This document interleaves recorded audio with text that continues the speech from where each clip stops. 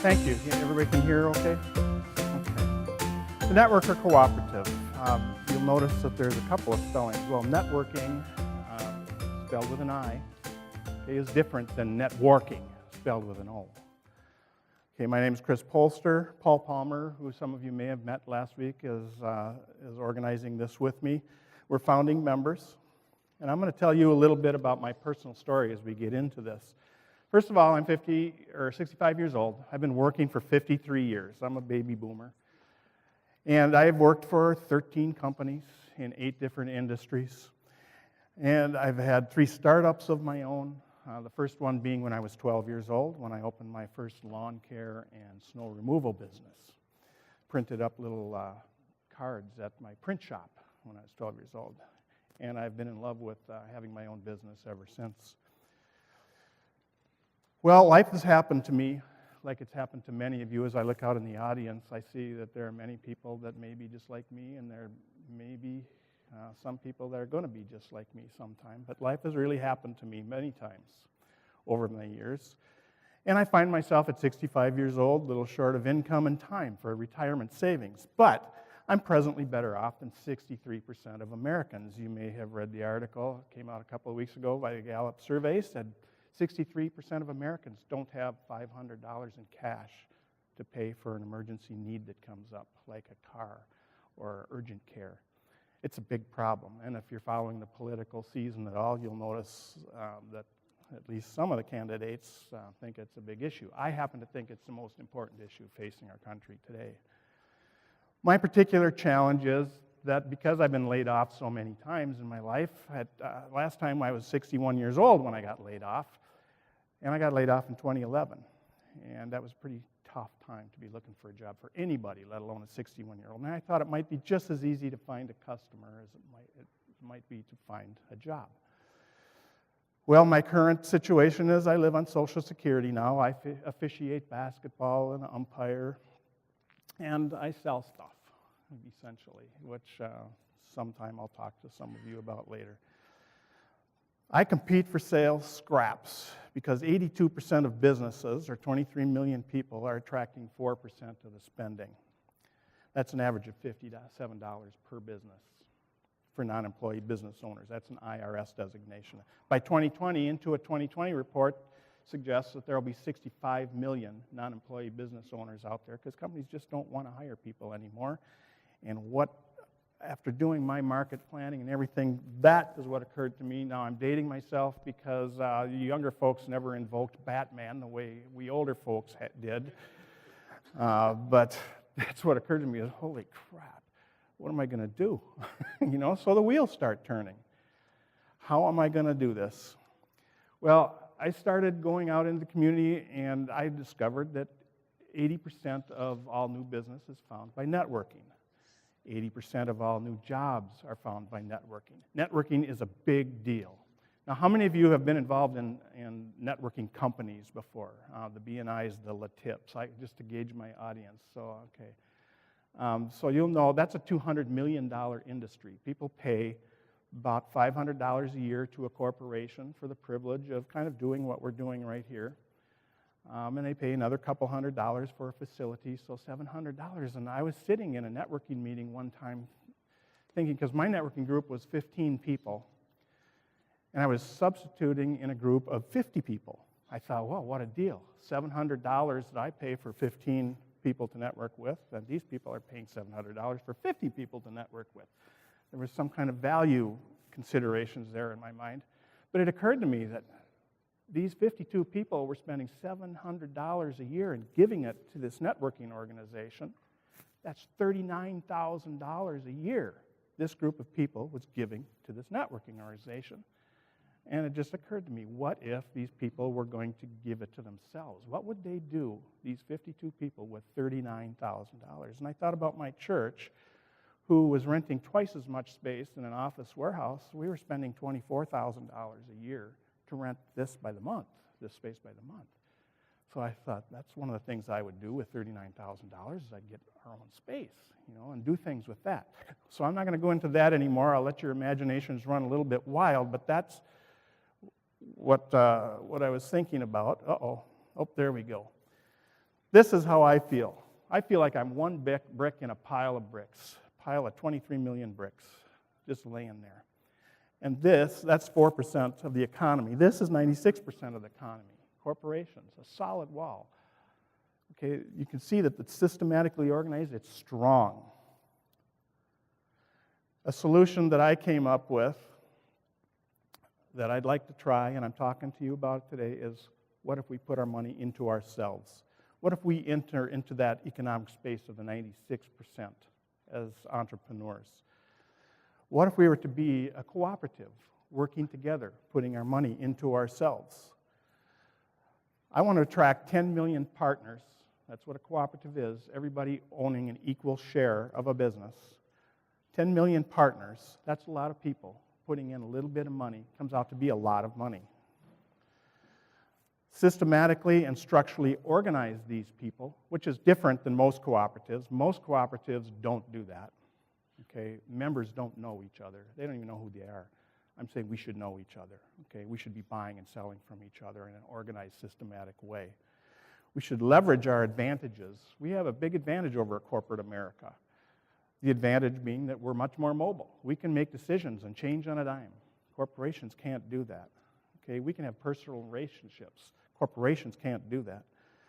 And we'll get a increased share of that economy. I'd like to go from 4% to 30% when there's 65 million of us out there by disrupting it. Okay, when we are organized and help ourselves, okay, we're going to keep money within our own economy instead of continually letting that money go into corporate America's economy. We need to be part of corporate America, okay, and we need to be getting money back from corporate America to us, okay, and that's the premise behind this business.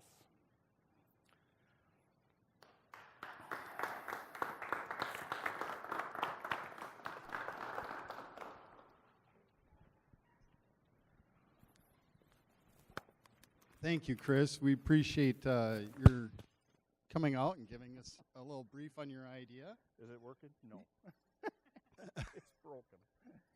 So a few technical issues here today, but let me just ask you, I'm sure lots of us have questions about where you're going with this idea.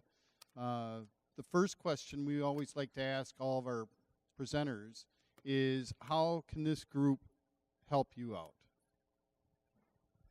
Sorry about that. Sorry about that. Well, one of the things you can do is answer 3 questions for me. I want to get to know you guys a little bit more, too, and who I'm talking with. So I'm always trying to do this when I'm meeting with people to find out a little bit more about them. So can you hear me with this? Okay, so I'm going to be leaving this back on the table. If you can take the time to just answer these 3 quick questions, it'll take you 10 seconds to do. I would really appreciate that. Secondly, getting to 10 million people by 2020, it sounds like a lot, but it isn't really a lot when you think about it. There's 100 million households out there. Okay, 23 million people have their own businesses somehow. Now, not all of them are doing that full time, obviously. Some of them, many of them, 15 million of the 23 million, are just out there for the discounts. You know, network marketers, for instance, are there mostly for the discounts and really don't make any money and don't care if they make any money. So that figure's a little bit misleading. But there's going to be people like graphic designers and, well, people like Andy, if you know Andy back there. He's a technical person who makes apps. He's got a business of his own. Paul over there, who's a photographer, got a business of his own. We all need to be doing what we're doing here, networking, but we need to do something after we network. And so I'd like to ask you the question, what do you do after you're done here? Are you selling to each other? Because if you're not, networking doesn't work for you. So we need to create a system where networking works for us, because we need to buy and sell amongst each other within our own economy first, and stop relying on corporate America. So what you can do for me is join with me, become my partner. Okay, and it's very easy to do. You just go, and it's by invitation only, by the way, because that's how we systematically organize ourselves, is by invitation. Okay, so I'm going to ask you to ask me for an invitation if you're interested in joining this cooperative. When you join the cooperative, what you get is actually space on the internet. Okay, that space being your page, your property.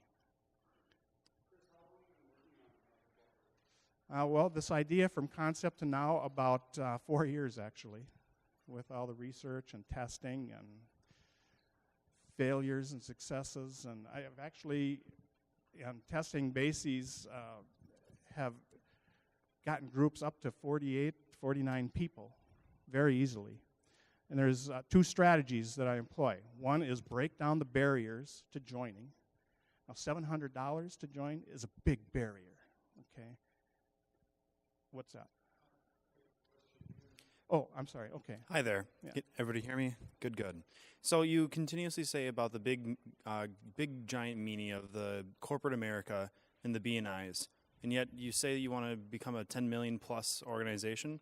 What is the difference between your organization and these different networking groups? Well, the big difference is you own it, okay? So you have a say in what's going on in it, okay? But the other big difference, as I was just alluding to, is the barriers to join. Take away the barrier to joining.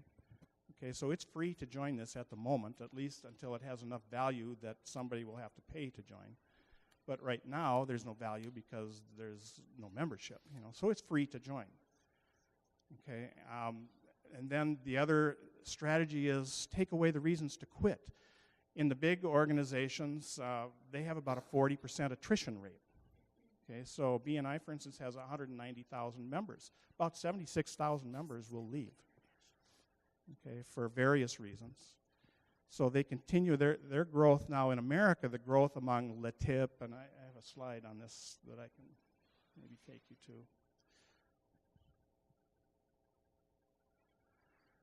Okay, BNI, here's some of the costs, for instance, of the different organizations. 190,000 members, LTIP. This is really the difference, is the cost to get in. It's a lifetime membership, so when you join right now, it's free for a lifetime, okay? Now there's membership benefits and features, which we can go into later, but we create those. And the businesses, your members themselves create member services, okay, because we're buying and selling from each other. So member services come from you. That's really the difference, is you own it. It's your corporation. It's your part of being in corporate America, and we do with it what we can. Mm-hmm. I took a look at your website, and what struck me is that it reminded me of BNI, but sort of a multi-level approach where there's money made off recruiting others to have various levels of membership. And I was wondering if you have worked with legal counsel so that you do not go awry of pyramid laws. We do have legal counsel. And that is actually something I'm surprised that people really make that connection. You know, it's by invitation because that is how you create the flow. But in psychology, there's something called incentives and rewards. This was designed to be, again, an incentive reward system. Okay, no place else here except with this particular cooperative idea is there an incentive. That came from the fact that in my little BNI group, and I hesitate to say that on film, but I was doing all the recruiting in my group. Nobody else was. I wasn't getting the benefits of other people, okay? But everybody was getting the benefit from me. I was wondering, what do I get out of this? You know, and it occurred to me that rather than penalizing people for recruiting, maybe we should incentivize them for recruiting. So again, that's where the systematic part comes in, creating a system whereby people will want to make it grow. Okay, so not only is the barrier to entry very low, but you can be rewarded for making it grow, and there's no reason to quit. That results in geometric growth, and that's why I really believe that once the momentum starts, it's going to go to 10 million pretty quickly. Yeah. We have legal counsel for that, but what stimulated that question, if I may? Well, your website reminded me of organizations that have gotten in trouble for money being made merely off recruitment, and that was my concern. yeah, okay. Well, what you referred to pyramid, okay. from an organizational point of view, everything's a pyramid in corporate America from an organizational management point of view. But yeah, that's a Ponzi. Okay, and with Ponzi, there's no product involved. It's just people promising a product involved.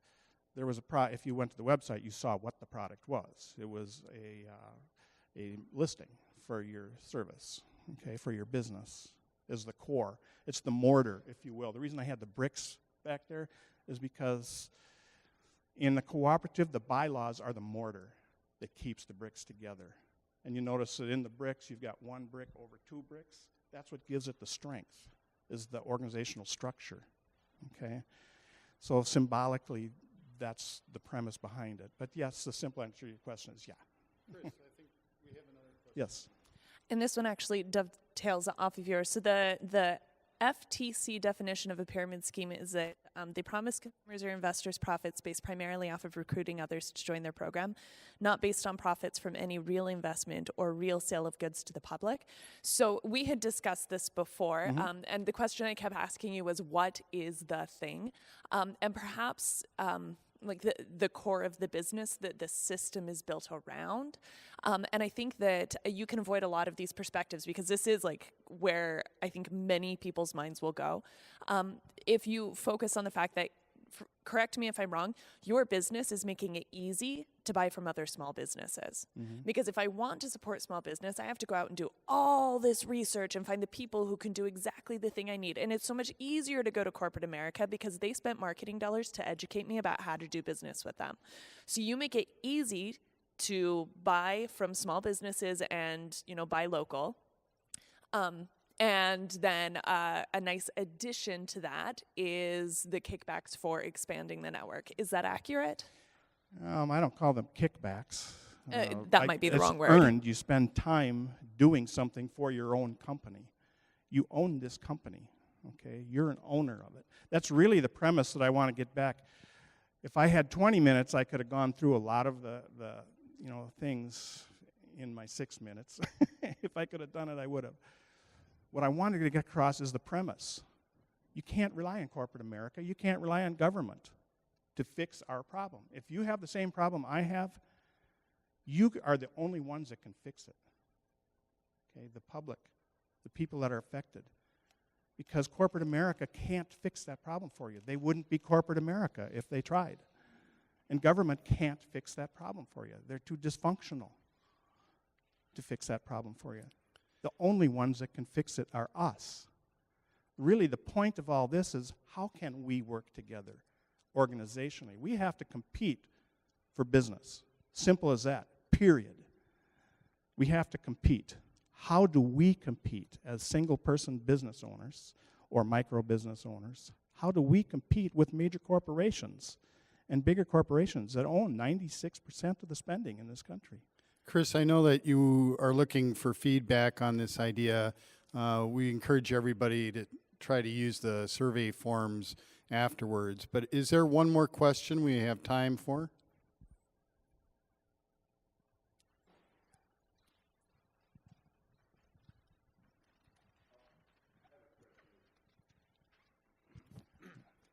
So you've been working on it for about 4 years, is that correct? How many people do you have right now? At the moment, there are Paul and I, because this is just starting, okay? And there's several other people that are on the directory. So you've had the idea for 4 years, or you've been actively working on it for 4 years? I've been actively working on it for 4 years, trying to figure out a solution. Part of that solution being talking to legal counsel, and finding out Okay, things. my follow-up question to that was, so in 4 years we'll just round up to 10. How are you going to get it from 10 to 10 million in 4 years? What's your strategy, aside from going viral, which you can't really predict, or just dumping a ton of money into it, which it sounds like is the approach you're trying to shy away from? How are you going to move up to 10 million? That's a pretty rapid acceleration. It's, again, because people want to. Because, I'll go try and get to the last slide. Here, I had financial. What can 10 million people do if they put in $100 a year? That's $700 million. What could 10 million people do that have a common interest in improving their own economic lot in life? Okay, there's a lot of things that can be done with $700 million. The question is, what can you do for yourselves? What can we do for ourselves, okay, with that money? Well, thank you, Chris, for the presentation. We got to get to our second presenter.